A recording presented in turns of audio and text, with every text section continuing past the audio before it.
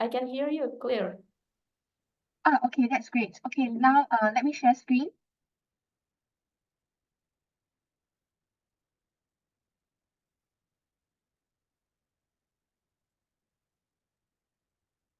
You see my screen? Can everyone see my screen? Yes, I can see your screen. Okay, that's It's great. good. Okay. Okay, I'll be starting. Hello everyone. I'll just like to start with a self-introduction of myself. So I graduated with a PhD in marketing from Monash University in Australia. So actually, in fact, I spent about 13 years in Australia studying. So I went there when I was really young. Upon graduation, I did not immediately start teaching. So I worked a couple of years in the industry as a business analyst first before I started as a part-time teaching here in Singapore. So I have been teaching for more than 10 years now. And currently at PSB Academy, I have taught and currently teaching both the undergraduate and the postgraduate courses. So today I'm going to present to you, this is more like a sharing session of my teaching and classes in Singapore. And the topic that I'm going to share with everyone is called Empowering Growth Through Constructive Feedback. So as part of the agenda today, I'm first going to start with what is feedback.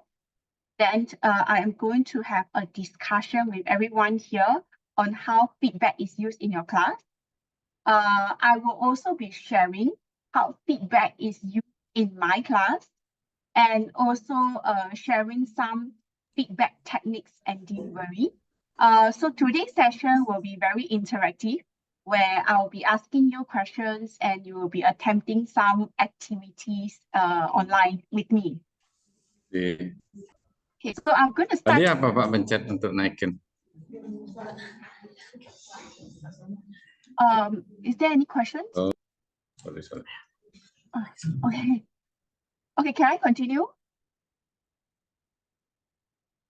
Okay, so feedback is any response regarding a performance or a behavior, right? So when we are talking about feedback in class, we can divide feedback into two types of feedback.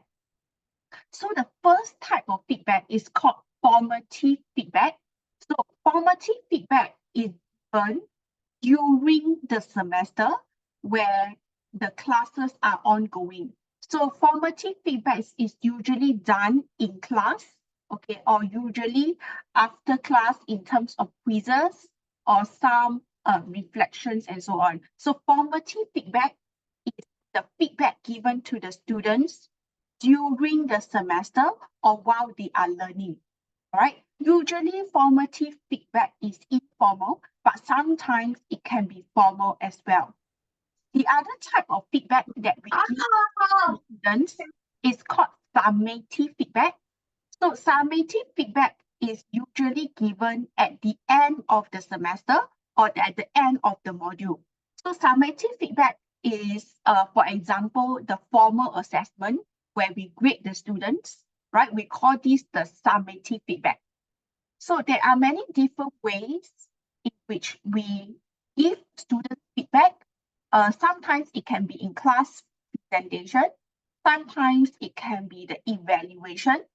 Sometimes it can be interviews, or sometimes it can also be getting the students to do some form of reflection, and the teacher will give the students some feedback on their reflection pieces.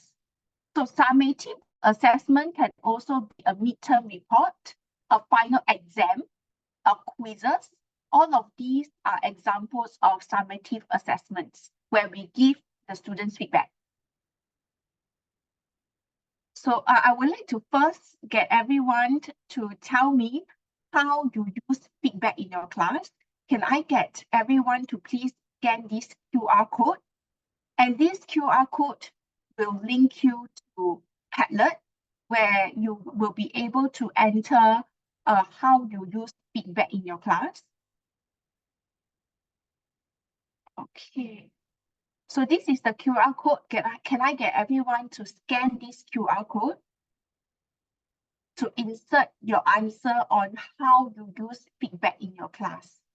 So one example could be, I use feedback in my class by getting my students to do a presentation on a topic, and I give my students feedback on his or her presentation.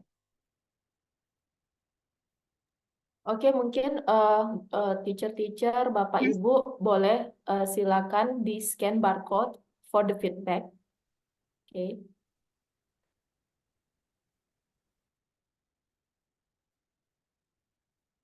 Okay, Dr. Florence, I've asked them already. Okay. So I will put the QR code here for a while before I switch to the palette.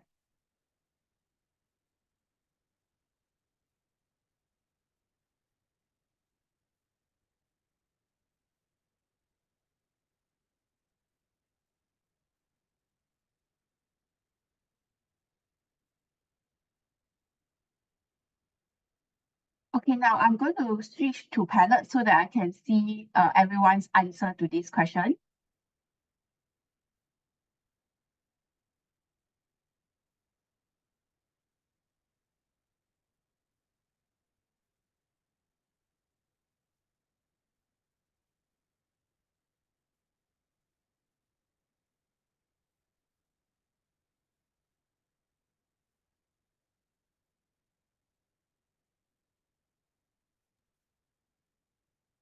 Is it working? I'm going to share screen.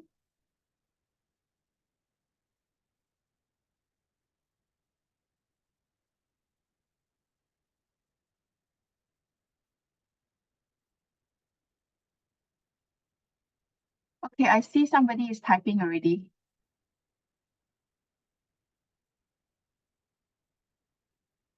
Okay, so one example is the question is, how do you use feedback in your class? So yes, it can be marking their presentation based on the rubric, or it can be getting the students to do a presentation and you give the students feedback on their presentation.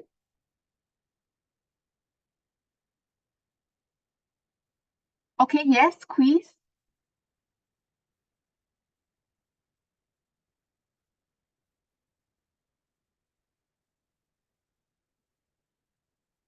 Give feedback to the students directly after they have finished doing their presentation, or sometimes after checking their assignments, particularly writing tasks, focus on their strength and weakness. Okay.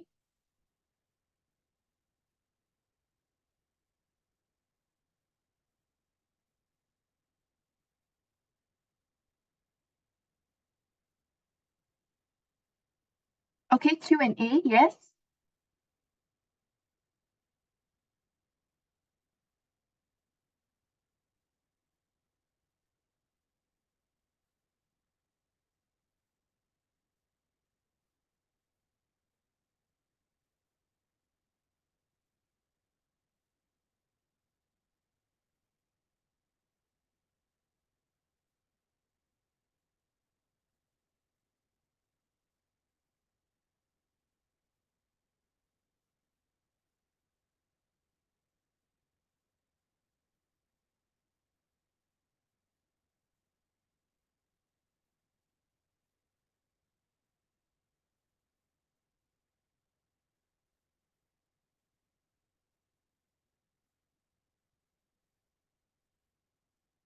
What if the summative assessment is not passed? Okay, so even if the summative assessment is not passed, but you will still give feedback to the students. Anyone else? Focus feedback on questions that challenge students, okay? Reflective writing, I think reflective writing is a very good exercise to give students feedback.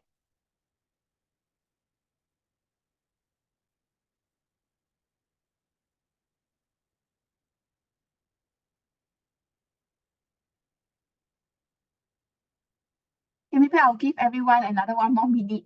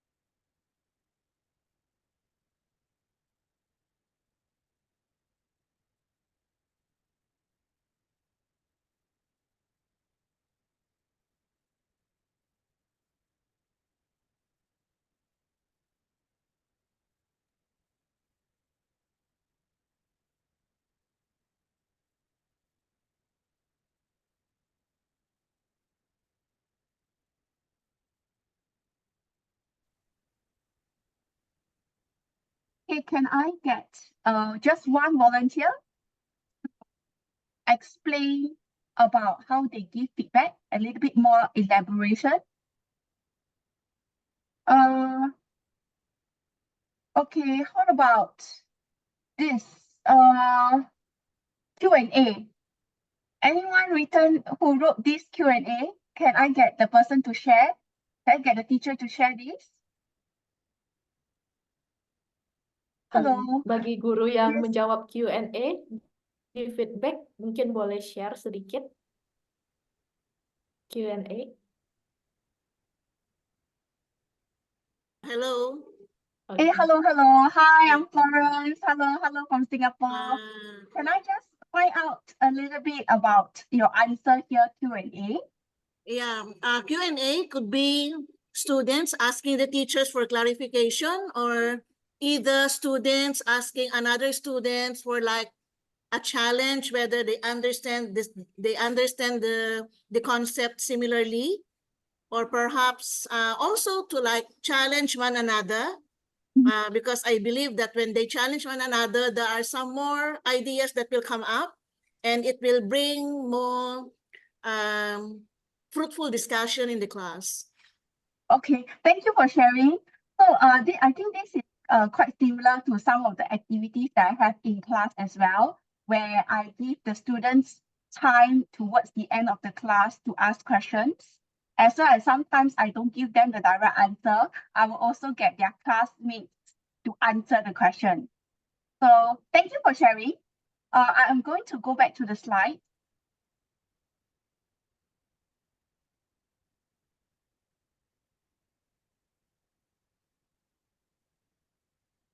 Share screen.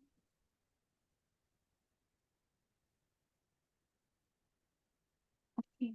So now I'm going to share. Thank you everyone for sharing with me how you use feedback in my class. So now it's my turn to share on how I use feedback in my classroom. So I have 3 types of ways that I use feedback in my classroom.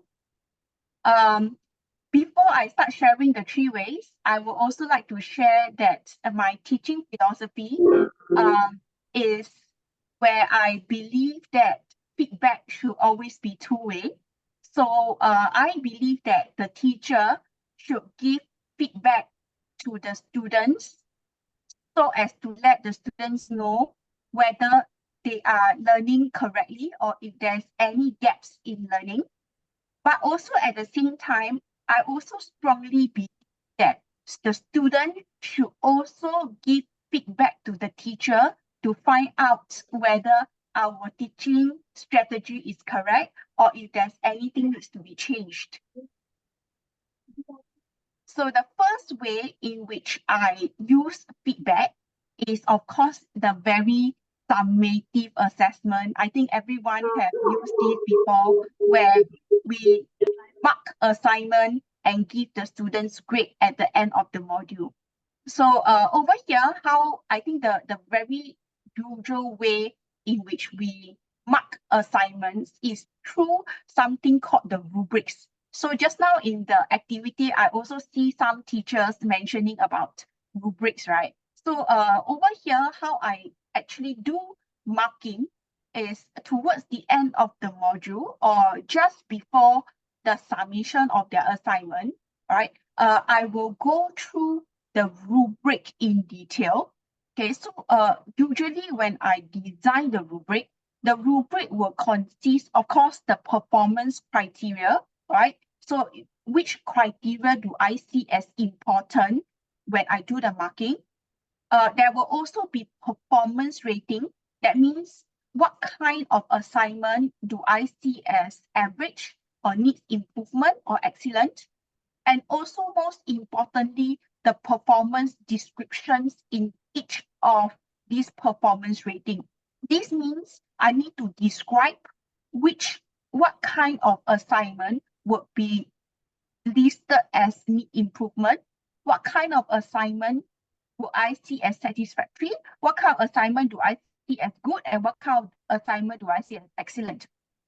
So the class before the assignment is due, I will talk about this rubric in detail to the students so that the students know in which areas they need to look into in their assignment in order to have a better grade. But I noticed that by doing this is not enough, because by explaining to the students in words, they may not understand it correctly, or they may not understand how it is being graded in an assignment in the same way as I thought they understood. So just to make sure that the student understood this, the rubric and the way that they are marked, this is some of the activity that I do in class in order for the students to also give me feedback on whether they do understand how they are graded based on the rubric. And so this is what I do. I usually would give the students an assignment in class. I tell them that this assignment may not be the best assignment, or it may not be the worst assignment. So I will be flashing an assignment in class, and the students will then be given time in class to read the assignment, and I will get the students to stand in the situation of the marker, which is me. And I want the student, and I got the student to explain to me which part of the assignment could be done better. And based on the comments that they have, and also based on the rubric they understand, how do the student actually grade the assignment? So I realized that through this discussion, not only that I give students feedback on how they are graded, they are also giving me feedback on how they think the rubric could be interpreted, and also how they think, how they are clear on the performance criteria within the rubric. And of course, also through this discussion, I get very fruitful insights and explanations into how the rubric can be better improved. And that is also a way in which I will co-create the rubric with the students for the next round of my lesson or the module offered. The second way in which I use feedback in my class is through class activity. So if you look at these photos over here, at PSB Academy, while we are teaching, we use a lot of class activities to engage the students. So it is so often that you see a majority of our classroom have something called the whiteboard. So if you look at here around the TV screen, you will see all these are the students' work on the activity. So you will see in PSB Academy, all our classroom are equipped with whiteboards where students will write for as part of their class activities. And how I design my class activity based around the assignment. So I also noticed that this is very useful because when students actually sit down and listen, they may not have absorbed the concepts correctly. Or even if they think that they know the concept, they may not be able to apply the concept correctly. So this is the reason why in every part of my class, I will have class activities that design around the assignment, and it's also designed around the concept that I delivered on that particular lesson. What I find that is particularly very useful is that I would like to make the activities relatable to the students. This means that when I design the class activity, I make sure that I let the students know why I have designed this activity and how it is related to the assignment. So I will explain this link in every session of my class. So this is the reason. The reason is because I realized that in teaching Gen Z in this generation, they find that if the class activity doesn't help them in understanding the concept, they do not find it very meaningful to work on the class activity. So I find that it's very important that I make the link between the class activity and the assignment or the understanding of the concepts very clearly, so that they find it very meaningful to work on the class activity. Another thing that I do in the design of my class activity is to use questioning instead of giving students a direct comment on the answer, right?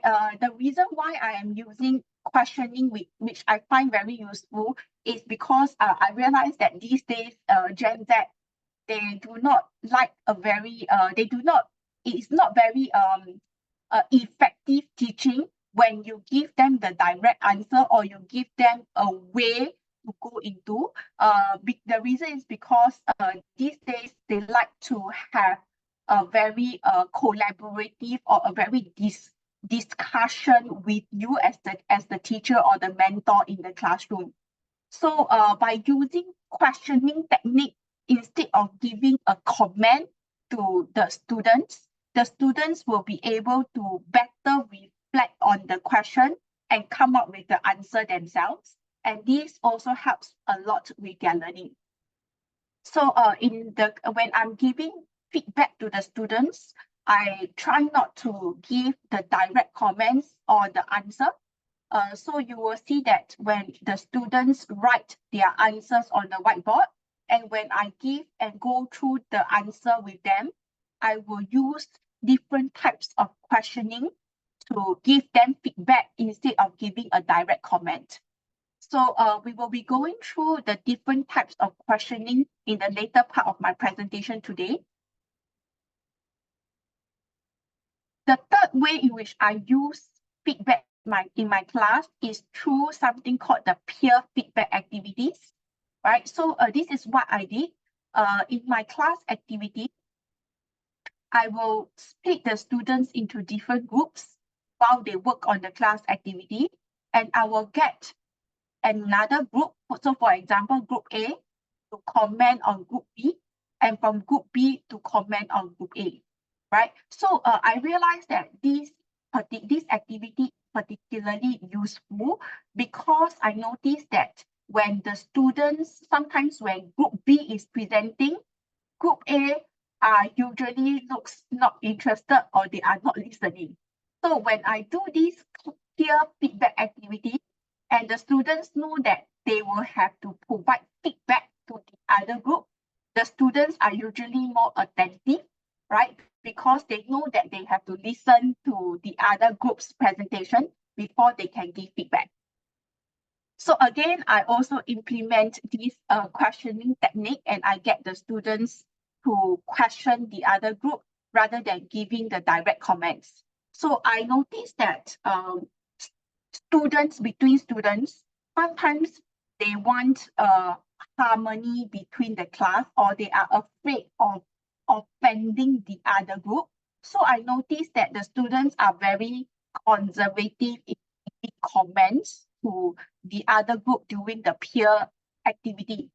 So for example, when group B is presenting, group A being afraid of offending group B, group A may want to say, oh, everything is good. It's a very good presentation, and there will be no constructive comments from group B to improve on. So what I implement in my class is to give a student a whole list of questions that they can ask group B. So what happens here is that within my classroom, for example, group A knows that they will have to comment on group B. So group A will then have a list of questions here, and group A will be questioning group B answers instead of giving direct comments to say, hey, this part needs to be improved on, or this part is incorrect, right? So by doing so, by giving the group a list of questions that they can ask, does help with this peer activity feedback in the classroom. So I think ultimately, we as teachers, we want to give feedback to the students to enhance the students' learning. And also what we want to do is to identify areas of improvement for the students. But also at the same time, I think it's students will also want to receive feedback so that they are able to grow as a student and to develop their knowledge, right? So it is also very important that we know how we can deliver the feedback in the most constructive way and in the most effective way to the student, which brings me to the second part of my presentation today. It's about sharing some of the feedback techniques I use in my class. So when I talk about feedback technique, it basically refers to how I communicate the feedback. That means how do I deliver the feedback to the student? So there are generally two ways in which I'm going to share on how I deliver the feedback to the student. So the first one is to use a questioning technique in my class. So I have previously in the previous section mentioned a little bit about the questioning technique. So for me in my class, usually I will not give a direct comment, or I will not tell the students that the answer is incorrect. I will use questioning technique to get the students to come up with the answer themselves. So I use a lot of questioning technique in my class. I'm going to share how I use them and what is the common questions that I use in my class. I'm also going to share this technique. It's called the sandwich method when I give a feedback, and I hope everyone here will find it useful. Okay, so the first technique that I'm going to share is called my questioning technique, or the concept that this is called Socratic questioning. So Socratic questioning is actually a very common questioning technique. So if you Google Socratic questioning, you will actually see a lot of information about it, right? So to give you a brief idea of what Socratic questioning is about. So Socratic questioning is a concept, and in this concept, it gives you a total 6 types of questioning types. So 6 types of questioning techniques or 6 questioning types. So there are many, this concept basically that there are many different types of questioning methods, right, of questioning techniques.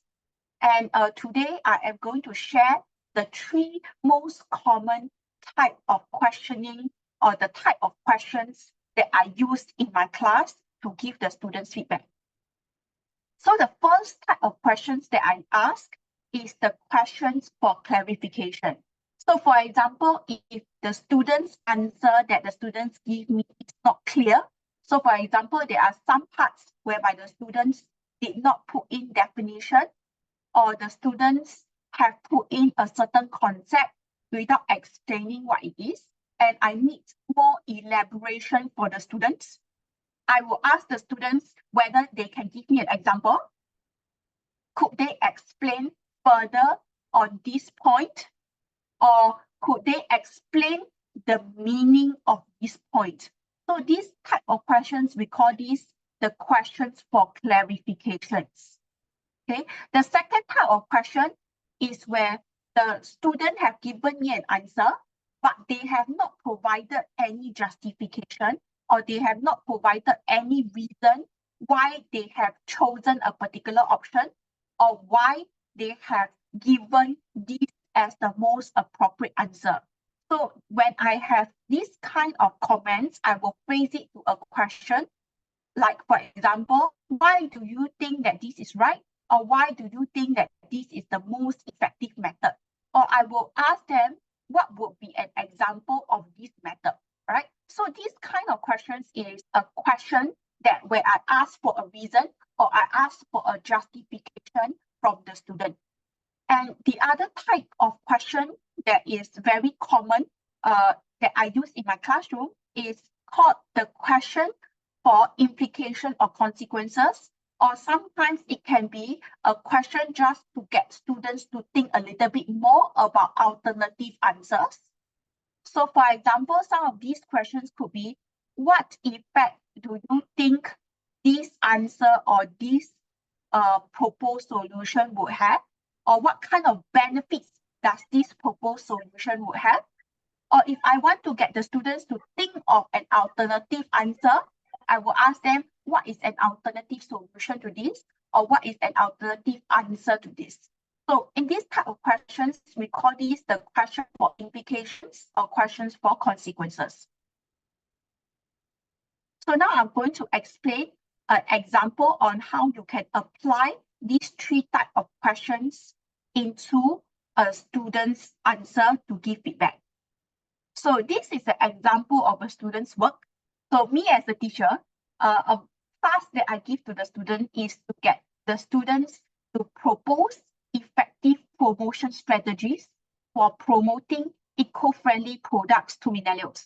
So this task, I basically get the students to propose promotion strategies. So it can be any promotion strategies, and the product is the eco-friendly products, and they are to promote these products to the millennials. And one of the student answer is this. The student answered, the strategy involves social media influencers. So the student think that social media influencers will be an effective promotion strategy. And this social media influencer can showcase the sustainability of our products and emphasize the ethical sourcing of the materials. So this is the example of the student answer.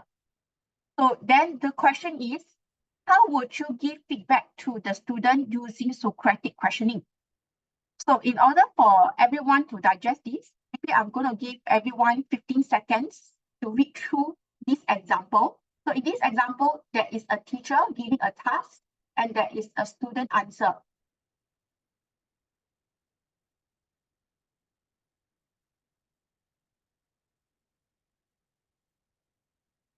So I'm going to give everyone about 15 seconds to read through this example of this scenario before I explain the concepts here.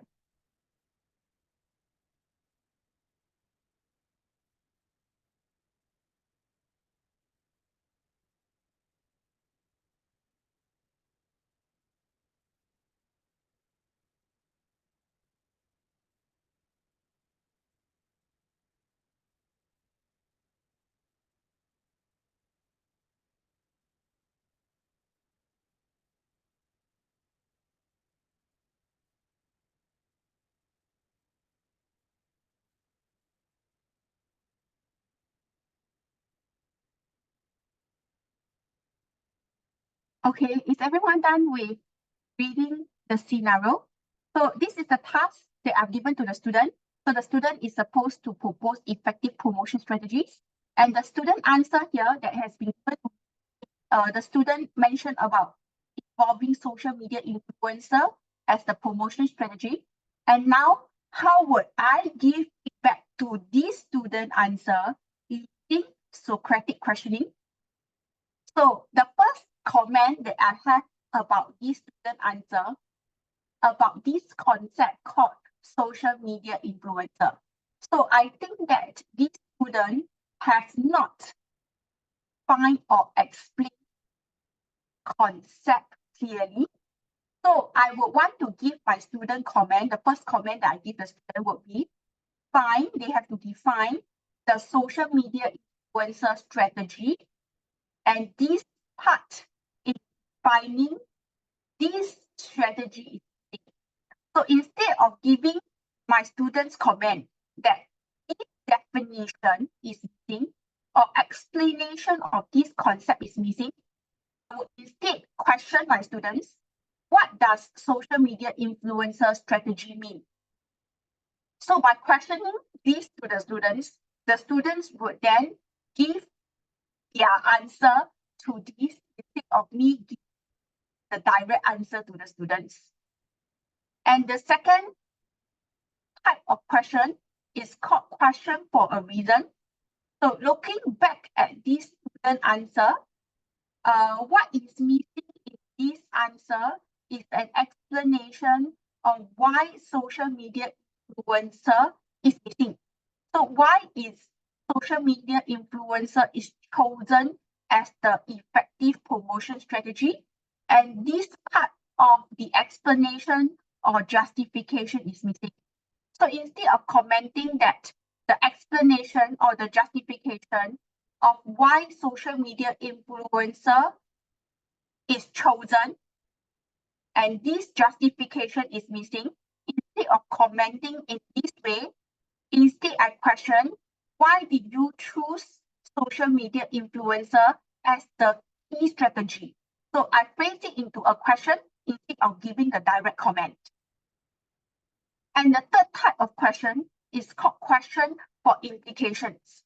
So instead, I want the students, looking back at this answer, I also want the students to think a little bit more about other promotion strategies that are effective to be included in the answer. So instead of commenting that this answer requires more promotion strategies to be mentioned and explained, I rephrase into a question to say, is there any other effective methods or is there any other effective promotion methods?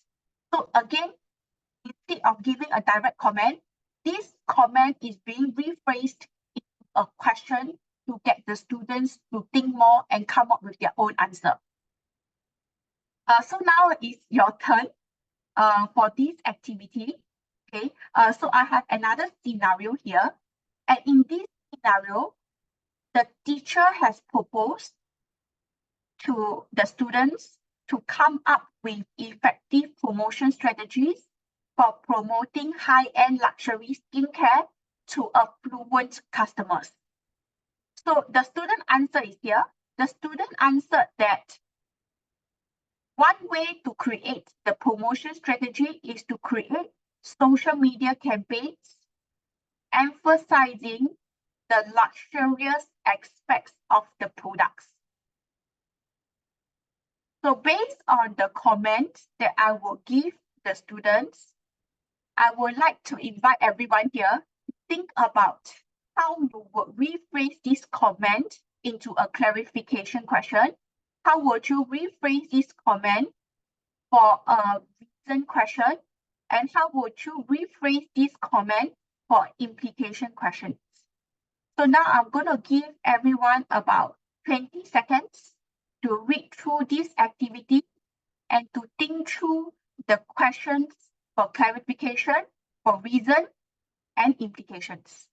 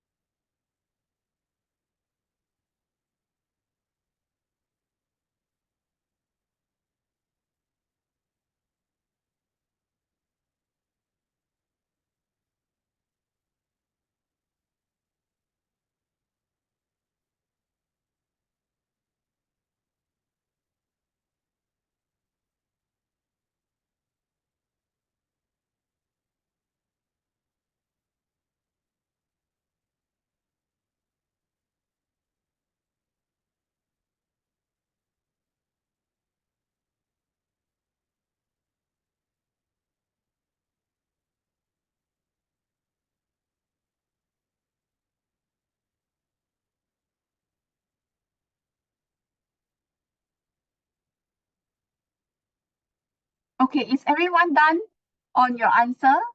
Can I have a volunteer to share what kind of questions you can ask to translate this comment into a clarification question?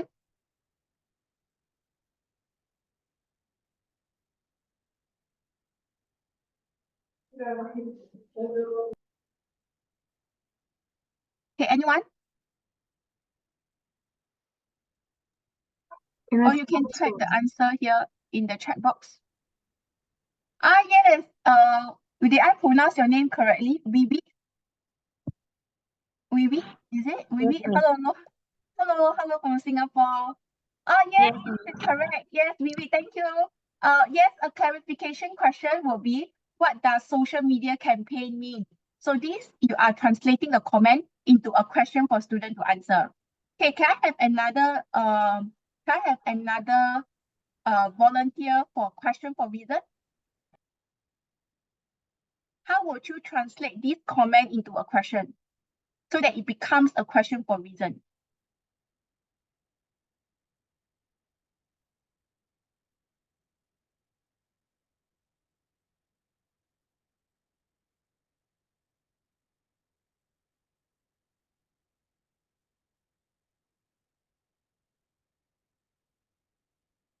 Okay, you can unmute yourself and talk to me, or you can type it on the chat box.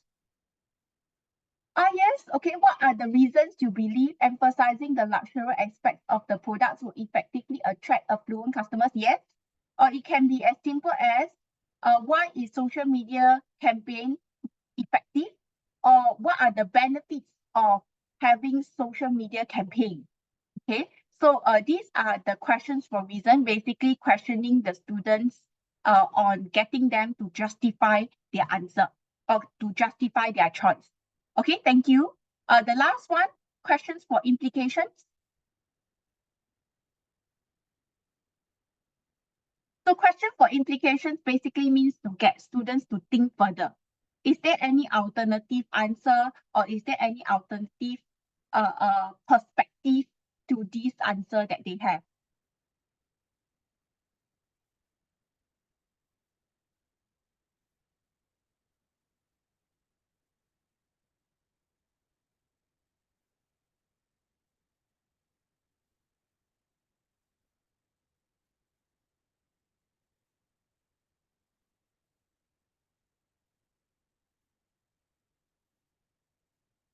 Anyone? Any volunteer answering the question for you? Okay, yes. Do you have other strategy and why? Or is there any other, do you have other strategy and why? Okay, yes, this is an implication question. Or it can be as simple as, is there other effective strategy or effective promotion strategy? Oh yes, is there other strategies that you can think of? All right. Or you can propose an alternative answer and ask them, is this an effective strategy? Or is advertising an effective strategy, and why? Okay, so that can also be a question for implication to get the students to think more and come up with their answers. Okay, so thank you everyone for participating in this activity. What could be the consequences for reaching a broader audience and increasing sales if additional promotion strategies beyond social media campaigns are integrated and explained? Yes, okay. I think this is a very interesting implication questions. Okay, consists of a different or a slightly different scenario. This can also be an implication question. So basically, question get students think in a different perspective, and it can be proposing students a slightly different scenario just to get them to think a little bit more about their answer. So thank you everyone for sharing. So I'm going to move to the next part of the feedback technique I'm going to share, which is on the sandwich method. Okay, so the sandwich method basically involves how we give comments or how we give feedback to the students. At the end of the day, what we want to achieve through this sandwich feedback is to motivate the students, but also at the same time, we are able to tell the students how we can support them into achieving the growth that they need, right, in learning. So this sandwich method basically refers to when we are giving feedback to the students, we first start with an encouragement or something positive, right? Observation. Then we move on to something constructive. So constructive basically means there are some things that the students, we feel that they need to improve on. We call this the constructive comments or some constructive insights given to the students.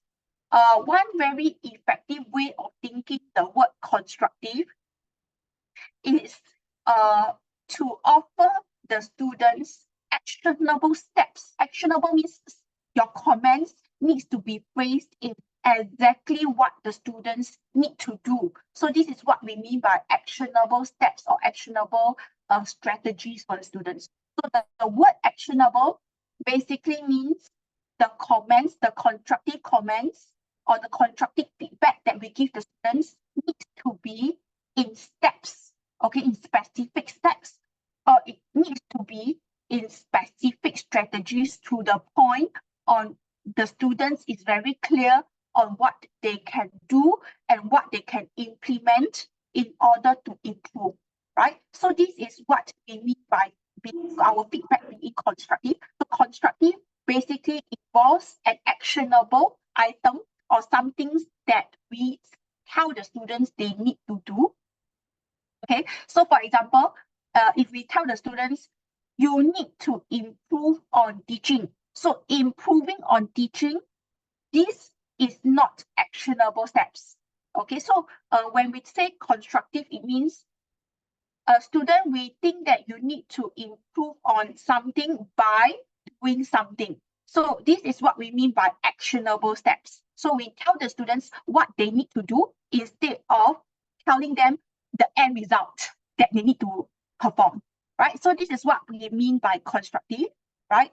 And then we then followed by ending the conversation by telling something to the student that is positive and able to give them support, what we can do at our end to give them support.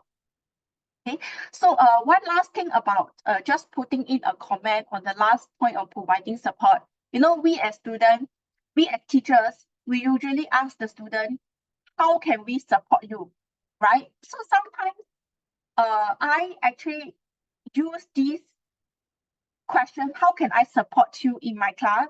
But I realized that in many times, the student actually don't know how to answer this question because they don't know how we are able to support them. So one other way to do this is to offer how you think you are able to support the student in getting them to do these actionable steps that you propose. So this is an example of how you can provide feedback using the sandwich method. Okay, so this is an example. So this is a comment or this is a feedback that is given to a student as an example. So the student is called Sarah. So teacher say, hey Sarah, I really appreciated the effort you put into your essay on climate change. So you start the conversation with something positive that you as the teacher, you appreciated the effort that they put into the essay, right? Then you add on a constructive comment, okay, that is actionable.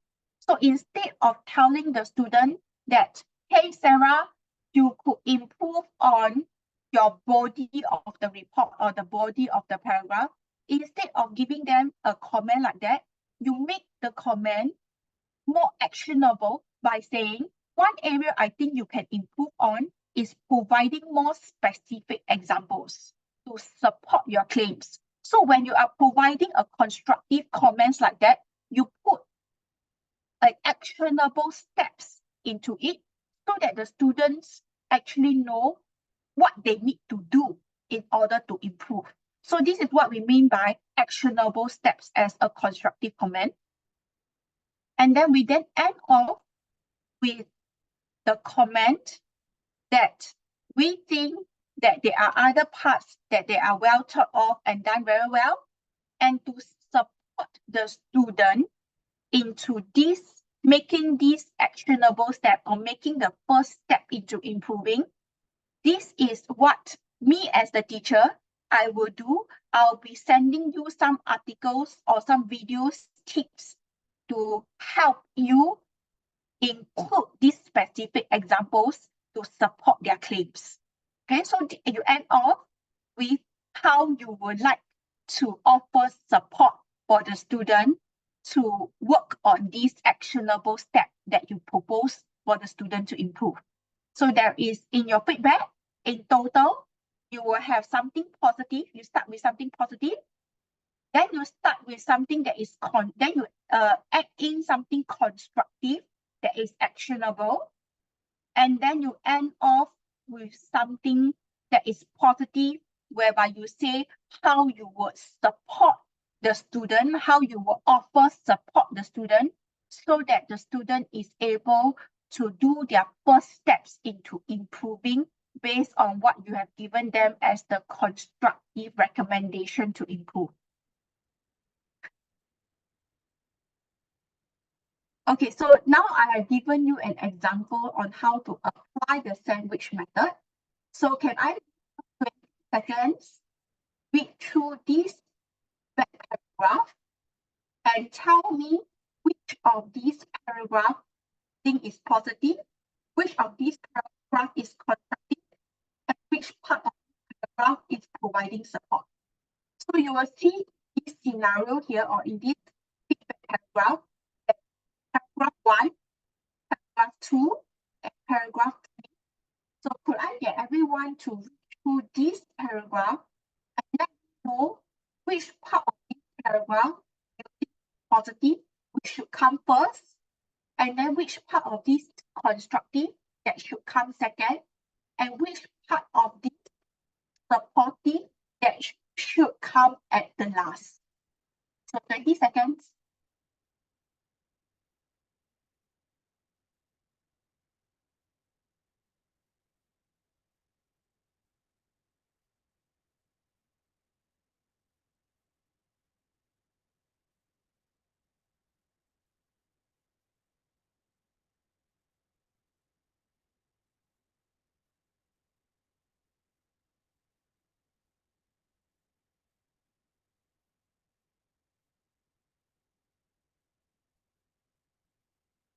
Junaris, SMA Tunas, and Yoman, thank you so much.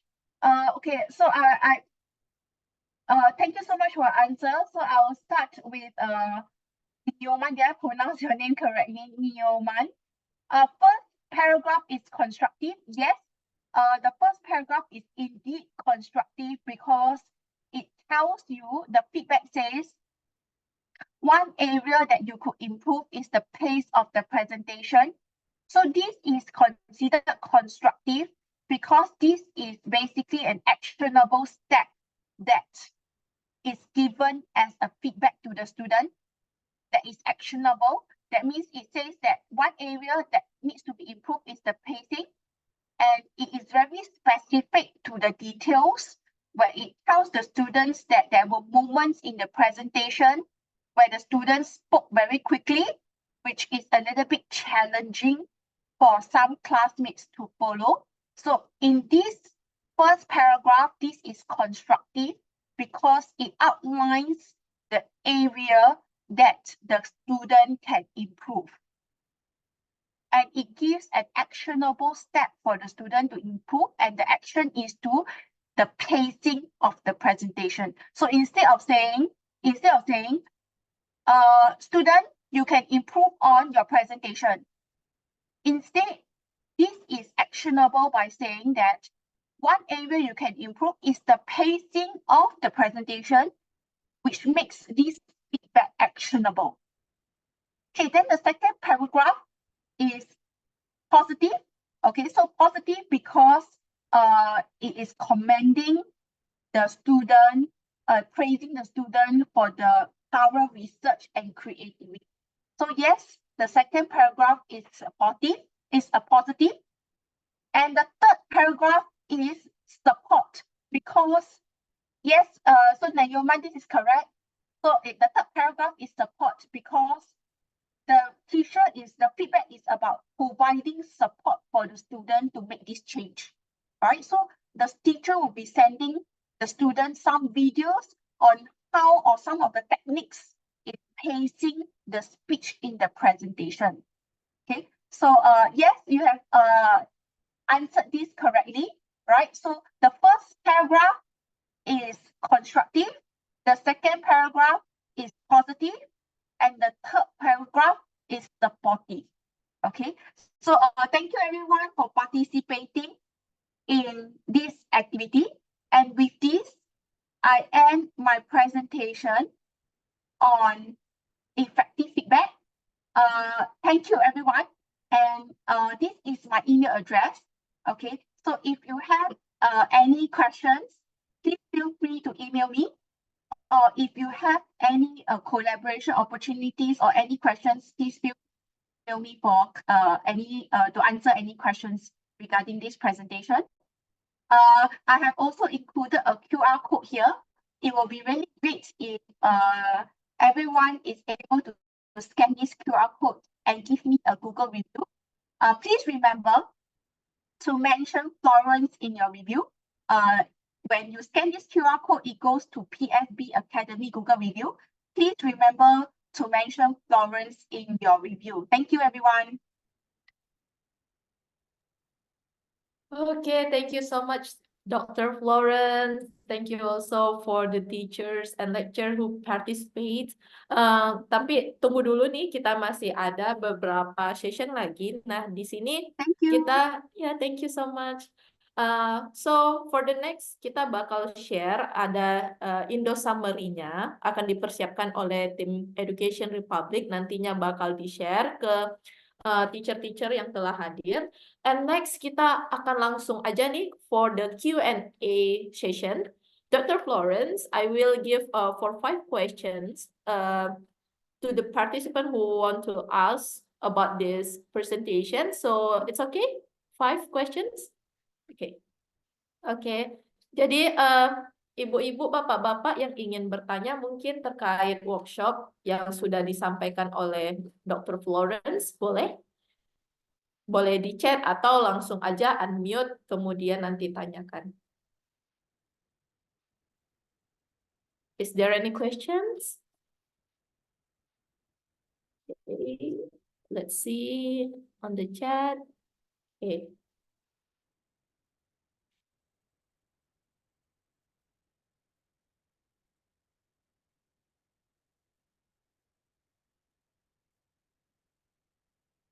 Oke, apakah ada pertanyaan, Bapak Ibu? Oh, yeah. Hello, Miss. Okay, hello. I have a question to the Florence. Hi, Florence. How are you? Nice to meet you. My name is Sinita, and I'm the counselor teacher from Dharma Loka High School, though. Oh, hello. Hi. I have a question about this feedback technique. Mhm. How many % will be successfully when you using it for the students in the class, though?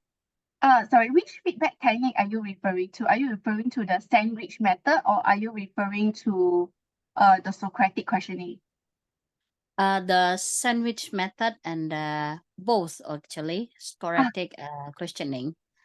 Oh, okay. So I actually use Socratic questioning very frequently in my class. In fact, Mhm. almost in every session of my class.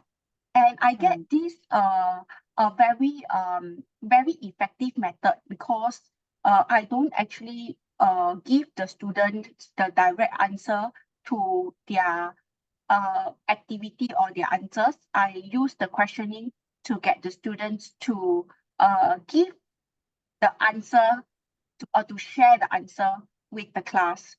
So I use this Socratic questioning quite often in my class, and it has been quite successful. However, I also noticed that there are some prerequisites to it. So I think the first one will be that the students first need to know each other in the class. So I realized that if the students are, so for example, in the first or the second lesson of the class, I noticed that the students are usually very quiet. That is usually because they are not very familiar with the people within the class. So when I use Socratic questioning in the first 2 lessons in the class, usually I get only very few response. But I also noticed that starting from the 3rd or the 4th lesson in my class, and when I use this questioning technique to comment on their class activity, it gets very effective, and I do get quite a number of responses answering my question. I see. So scholastic is a lot more functioning either than sandwich method, yeah? Yes. So Wow. basically Socratic questioning is just to rephrase the comments into a questioning so that I question the students and the students give me feedback. All right. Thank you, Florence. Okay, thank you. Okay, thank you, Miss Yanita, for the questions. Okay, for the next questions. Okay, so we have from Miss Desi Taringan, how to make sure the students read our feedback. Sometimes students do not read the feedback from teacher. Okay. So did I answer your question? Did I pronounce your name correctly, Dingy? How to make sure the students read our feedback? Okay, so I think first of all for the students to read the feedback, I think this activity is quite useful. So I'm just going to go back to the slide. So I think that this activity here is quite useful. If we are referring to reading our feedback from the assignment marking, I would think that this activity here is very useful, where I got the students involved in doing this activity or the discussion of the assignment in class. I get the students to be involved as being the marker to mark an assignment, and this gives a very clear idea of what I am looking for and what the students need to present to get a higher grade. So with this activity, I realized that it is very effective, and the students, when you get the students involved in the understanding the rubric, the students are more interested in reading our feedback in order to understand, oh, where else in the assignment should they be aware of and how they can improve in the next round.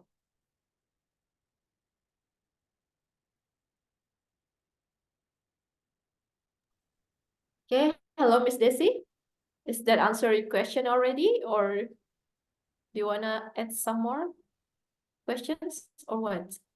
Miss Desi Taringan. Okay, thank you. Okay, thank you from Miss Desi Taringan to Dr. Florence. Okay, actually we still have one questions from Miss Wiwit Krismaini. Okay, she write in the chat box said that Mr. Florence, may I ask about the rubric? I'm still confusing using this rubric. So you are referring to this slide, right, where I talk about the rubric. So maybe I explain a little bit more about the rubric.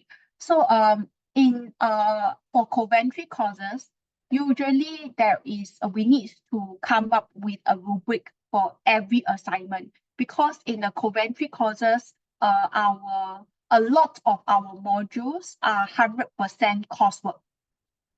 So for every assessment, we need to come up with something called the rubric, and the rubric needs to be very detailed.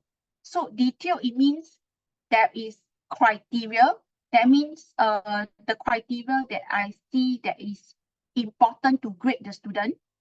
And then in this rubric, so for example, a performance criteria can be, I find that referencing is very important. So maybe referencing can be one component.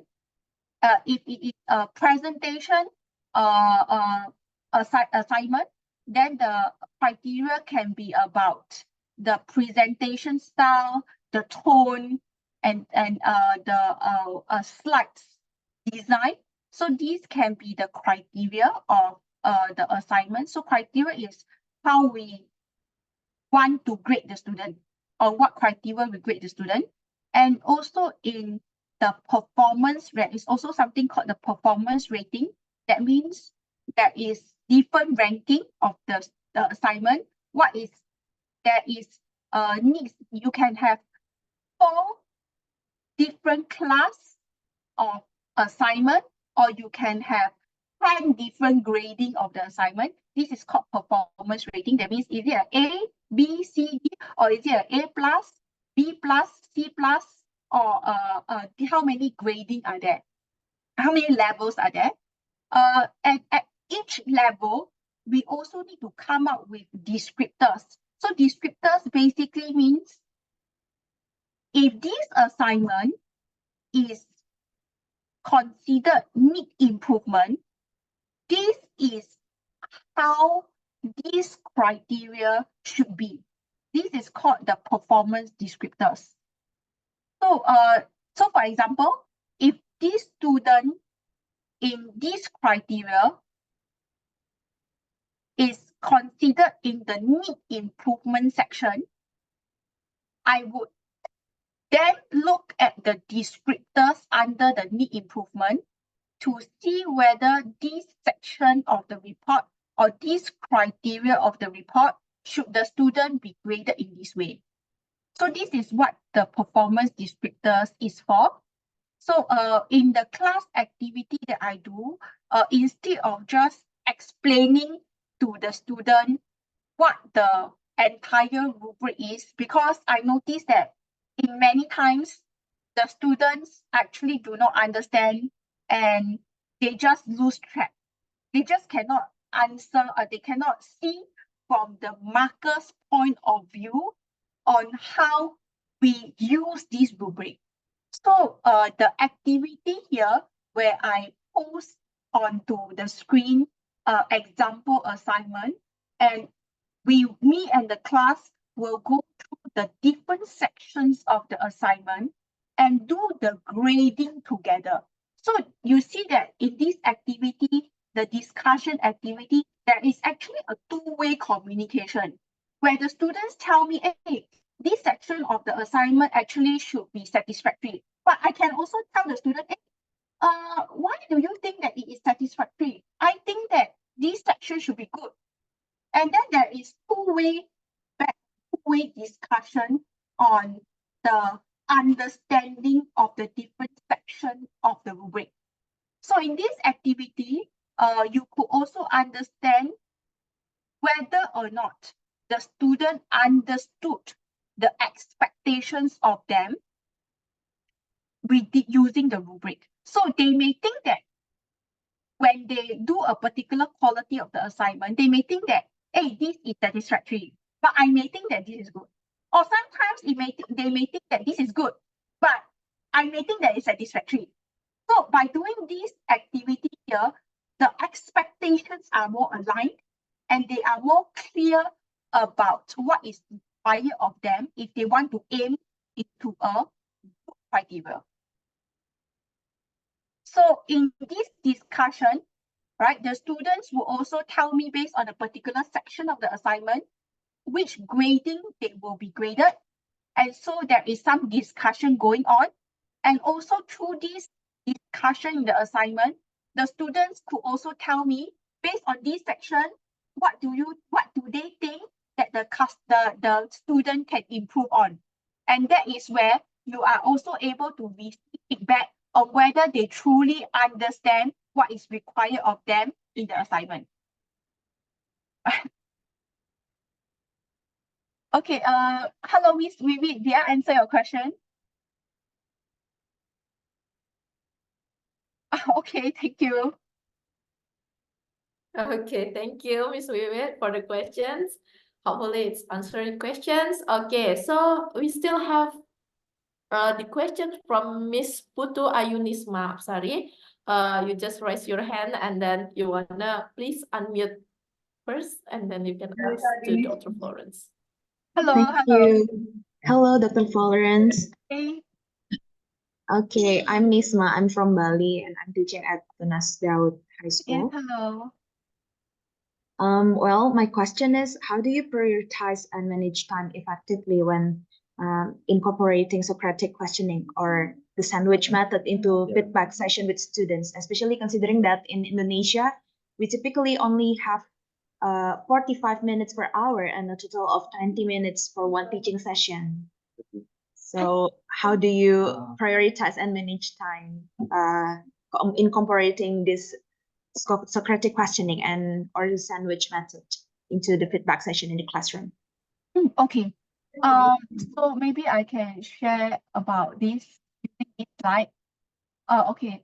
So in our class, in my class especially, usually I will spend about the first half of the class delivering a particular concept, and then I will get the students to work on the activity on the board. And usually how I work on this Socratic questioning, I think it's even easier than giving direct feedback, because I think that when I give them feedback and explain the answer, sometimes I will use a lot of time, right? But I realize that when I use Socratic questioning, right, I get the students to think a little bit more, right? I get the students actually shorten a lot of my class time. And when the student is unable to answer some of my questions, I would have a car park area in the classroom. So it's not shown here, but usually in my classroom, there is a car park area. So this is the car park area whereby I get the students on that day. If the student is unable to answer my question, I have written the question in this car park area of the whiteboard, and the student will go back home to do their research and come back to me on the answer in the next session. And so this is how I prioritize and manage the time in my class.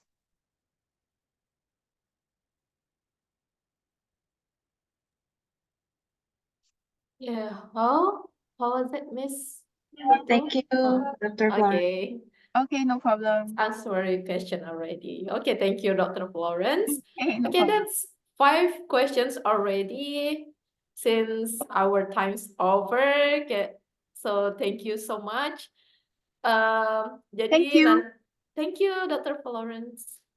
Jadi nanti kita ada sesi foto, mungkin boleh terlebih dahulu di open kameranya. Oke, sesi foto bersama with Dr. Florence also, of course.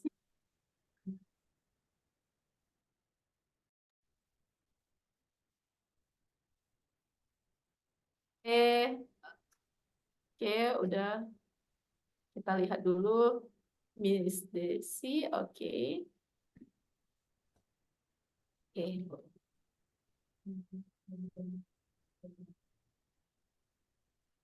Boleh yang mungkin Miss Vera boleh tolong dibantu ya untuk fotonya, dokumentasinya. Oke, udah pada. Miss Wiwit? Not yet. Oke. Oke, 1, 2, 3. Okay, once more. Okay, there are 5 slides here, right? So just one by one, yeah. Okay, 1, 2, 3. Okay, next. 1, 2, 3. Okay, give your best smile. Okay. Okay, next. 4, yeah. 1, 2, 3. Okay, next. The last, okay. 1, 2, 3. Okay. Thank you so much to all speakers, from Miss Sarah, Miss Evelyn, and of course for our keynote speaker, Dr. Florence. Thank you so much. And also for the participants from many schools in Indonesia, right? From Bali, Jakarta, Tangerang, and also Pekanbaru, Medan, and Batam, of course. Your active participation has made this workshop truly impactful. Let's continue to empower educators and drive positive change in education. Have a great day ahead, and remember to stay connected for future events. Keep learning and growing. Okay, thank you. You can leave the Zoom, everyone. Thank you so much, teachers and lecturers. Bye-bye.